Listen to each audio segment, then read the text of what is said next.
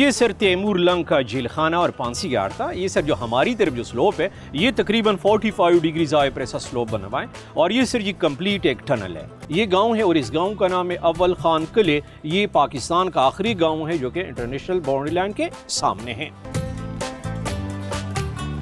خیبر پختونخوا کا ڈسٹرکٹ خیبر جو کبھی خیبر ایجنسی کہلاتا تھا دراصل ایک پہاڑی درہ ہے. ڈسٹرکٹ خیبر کا علاقہ وادی تیرا سے لے کے پشاور شہر تک پھیلا ہوا ہے, اور یہ علاقہ شہر ریشم کا حصہ ہونے کی وجہ سے آج بھی وسطی ایشیا کے ممالک کو جانے والا ایک اہم تجارتی راستہ ہے.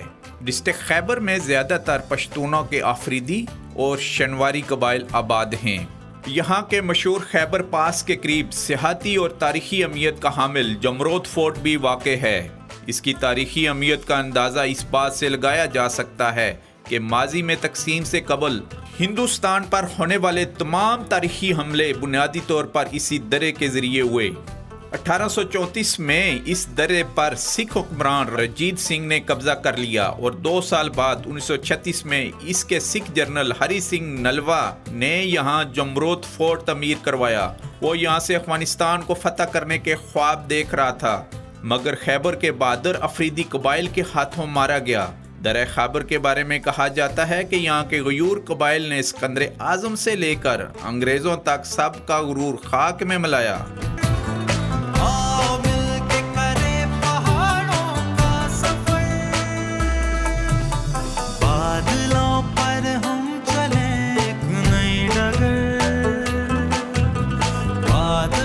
انگریزوں نے پہلی جنگ عظیم کے بعد ڈسٹرکٹ خیبر کی دفاعی اور تجارتی اہمیت کے پیش نظر یہاں 1925 میں باب خیبر سے لنڈی کوتل 0 پوائنٹ تک ریلوے ٹریک کو بچھایا. باب خیبر دراصل خیبر پاس کا داخلی دروازہ ہے.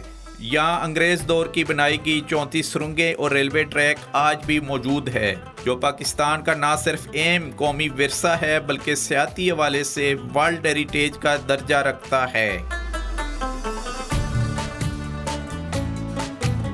برطانوی راج میں 1919 میں اس ریلوے کی تعمیر کی گئی. لنڈی کوتل تک یہ ٹریک آتا ہے جمرود سے لے کے. ہمارے ساتھ نوید عالم صاحب یہاں پر ہیں, ان سے ہم پوچھیں گے. جی ذرا بتائیے گا اس ریلوے ٹریک کے بارے میں. جی باسی صاحب تھینک یو سو مچ. یہ جو منصوبہ ہے ریلوے کا یہ لنڈی کوتل اور خصوصاً بر صغیر کے لیے واقعی ایک عجوبہ تھی. یہ 1919 میں شروع ہوا یہ بڑا منصوبہ, اور 1928 کو یہ بریجز اور یہ ٹنلز پوری ہوئی جی, اور یہ تورخم تک جاتے ہیں. تورخم میں اس کا لنڈی خانہ میں ایک اسٹیشن تھا. کیا اس وقت مثلاً جب یہ بچھایا گیا تو اس کا مقاصد کیا تھے؟ کیا تجارت کے لیے یا ڈیفنس پوائنٹ آف ویو سے یہ ٹریک بچھایا گیا تھا ریلوے کا؟ یہ تو ویسے انگریزوں نے ڈیفنس ویو مطلب پہلے جنگ عظیم گزر گیا اور دوسرے جنگ عظیم کے لیے تیاری کر رہے تھے, اور بزنس پوائنٹ آف ویو کے ساتھ تاکہ وسطی ایشیا کے ممالک اس کے بر صغیر کے ساتھ تجارت کے لحاظ سے وابستہ ہو جائے یا ملاپ ہو جائے. جی اچھا, کب تک یہ ریلوے لائنز بحال رہی ہے اس ٹریک کے اوپر؟ 2007 تک سفاری ٹرین بھی آ رہا تھا اور مسافر پیسنجر وغیرہ. 2007 کے بعد ایک طوفانی بارش آ گیا جس کی وجہ سے وہ پٹلی خراب ہوا اور تاحال خراب ہے. اچھا, 2007 میں ڈیلی آتا تھا جمرود سے لنڈی کوتل تک نہیں سفاری جی ٹرین؟ جب فارنر آ جاتے یا لوکل پاکستانی وہ آتے تھے سفاری ٹرین پہ چکر لگانے کے لیے.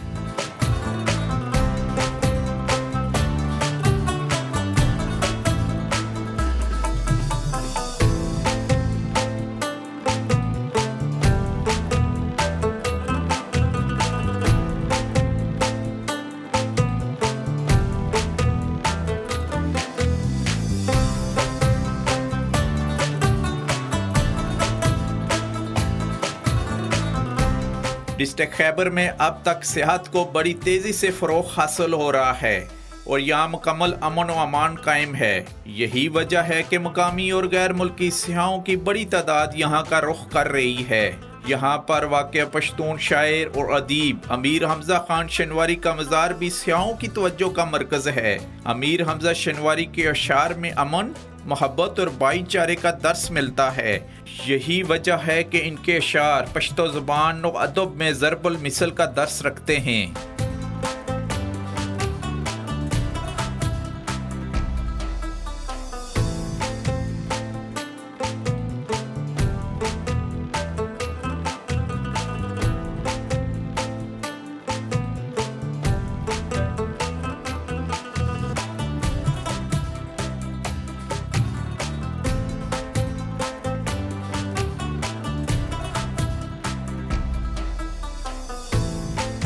مچنی پوسٹ لنڈی کوتل اور تورخم زیرو پوائنٹ کے عین وسط میں واقع ایک خوبصورت سیاحتی مقام ہے جہاں پورے پاکستان سے سیاح ڈسٹرکٹ خیبر کے بلند و بالا کوساروں کا نظارہ کرنے کے لیے آتے ہیں۔ یہاں پر مختلف ادوار میں دفاعی عسکری ضروریات کے تحت بنائے گئے خوبصورت قلعے بھی سیاحوں کو اپنی طرف راغب کرنے کا باعث ہیں۔ Michni post near zero point district Khyber تحصیل لنڈی کوتل، اور ہمیں بریف کرنے جا رہے ہیں ڈسٹرکٹ خیبر کے بارے میں زعفران صاحب۔ جی زعفران صاحب بتائیے گا۔ سر میں ڈپٹی کمشنر ضلع خیبر اور اسسٹنٹ کمشنر تحصیل لنڈی کوتل۔ سر یہ اب آپ کے سامنے اسٹریٹ ویلی میں آبادی علاقہ آپ کو نظر آتا ہے، یہ سر یہ مکمل تورخم ہے۔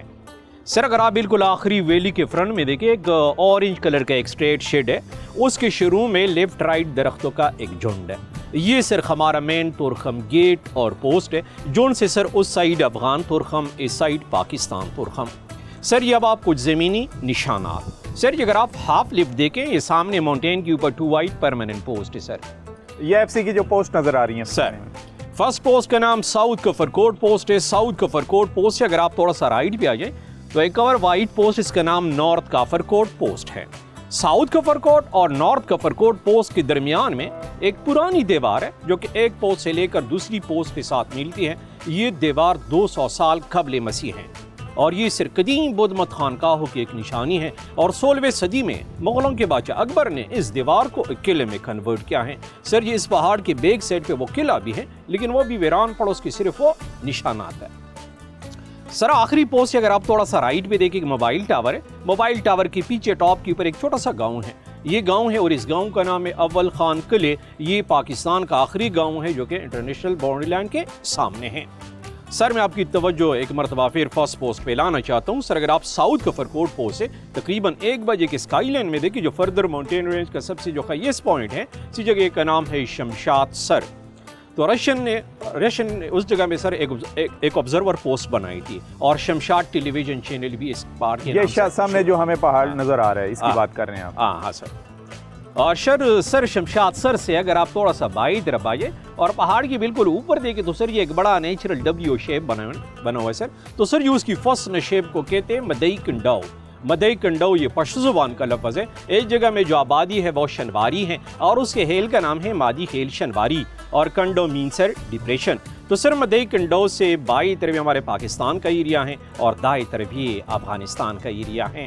تو سر یہ پھر آتے ڈائریکٹ تورخم سے سر جلال آباد 77 کلومیٹر ہیں، کابل 207 کلومیٹر ہیں، اور تورخم ٹو جلال آباد روڈ یہ سر پاکستان نے بطور گفٹ تیار کیا تھا 2006 میں۔ سر تورخم سے اگر آپ تھوڑا سا رائٹ پہ اور تھوڑا سا اوپر نظر آ رہے سر، جس ٹاپ کی سر جو لین میں درخت ہے لیکن اس قلعہ بھی نظر آتے ہیں، فگر 2 بھی لکھا ہوا ہے سر۔ تو سر یہ بھی ہماری پوسٹ، اس کا نام ہے ایوب پوسٹ۔ فگر 2 سے سر اگر آپ مزید رائٹ پہ آ جائیں تو سر یہ اس پہاڑ کے بیک سائڈ درختوں کے جھنڈ میں فگر 3 ہے اور 4 بھی ہیں لیکن وہ پہاڑ کے بیک سائڈ پہ ہیں۔ 3 نمبر کا نام لٹل بین پوسٹ، 4 نمبر کا نام سر بگ بین پوسٹ۔ تو سر یہ 4-3 سے انٹرنیشنل بارڈر جو ہیں وہ 400 گز آگے ہیں۔ Figure 2 Ayub post 0 line, Torkham 0 line, Awal Khan قلعے سے 100 گز آگے، اور اخیری سر یہ مدئی کنڈو کو ٹچ کرتا ہے۔ ہمیں بتائیے گا کون کون سے واریر اس روڈ سے گزرے ہیں خیبر پاس سے؟ ہر سال ہزاروں لوگ اس عظیم درہ کو دیکھنے کے لیے آتے ہیں۔ اریا قوم سب سے پہلے اس درہ سے 1600 سال قبل مسیح گزری، اور اس کے بعد دنیا کے مختلف اقوام اس درہ سے گزرے جن میں یونانی، سلجوق، تاتار، ہونس، منگول، مغل، افغانی اور ایرانی شامل ہیں۔ اس وجہ سے اس درے کو برصغیر پاک وائن کے مغربی دروازے کا نام بھی دیا گیا ہے۔ خیبر عبرانی زبان کا لفظ جس کے معنی ایک چھوٹا سا قلعہ۔ یورپ اور عرب کے علاوہ تمام حملہ اور اس درہ کو برصغیر پر حملہ کرنے کے لیے بطور گیٹ وے استعمال کیا۔ تاریخ کے جنگجو لوگ اس درہ سے گزر چکے ہیں جن کے نام چارٹ میں دیے گئے sir. Alexander the Great, Sultan Mahmud of Ghaznavi, Sultan Mahmud of Ghor, Genghis Khan, تیمرلین، Zaheer الدین بابر، نادر شاہ اور احمد شاہ ابدالی۔ سر یہ تیمرلین پریزن، سر اگر آپ سامنے دیکھیں ٹاپ کی پر جو کنڈر نما ٹپ قلعہ ہے، اس کے لفٹ وائٹ کلر ٹی بھی لکھا، سر نیچے سے پکا راستہ بھی جاتا ہے۔ یہ سر تیمور لنگ کا جیل خانہ اور پانسی گھاٹ تھا۔ یہ سر جو ہماری طرف جو سلوپ ہے یہ تقریباً 45 ڈگری آئے پریسا سلوپ بنا ہوا ہے، اور یہ سر یہ کمپلیٹ ایک ٹنل ہے، اور اس ٹنل کے اندر انہوں نے مختلف قسم کی کٹرز اور بلیڈ لگائے تھے. جب وہ کسی بندے کو سزائے موت دیتا، بندے کو پہلا ٹائٹ باندھ لیتا اور بعد میں اندر کی طرف اس کو پھینک دیتا، تو سر جی وہ خود بخود رولنگ کی شکل میں آتا. جب بندہ آخری اینڈ پہ بندہ پہنچ جائے ٹکڑوں کی شکل میں یا سر کیمی کی شکل میں سر باہر نکلتا تھا. یہ سر 1398 بنا سر، اور اس کی بلیڈ والے پہ بٹے 7 لے گئے 1924-25 میں. ابھی سر لوگ کہتے ہیں اس کی بلیڈ والے لنڈن میوزیم میں پڑی ہوئے ہیں سر.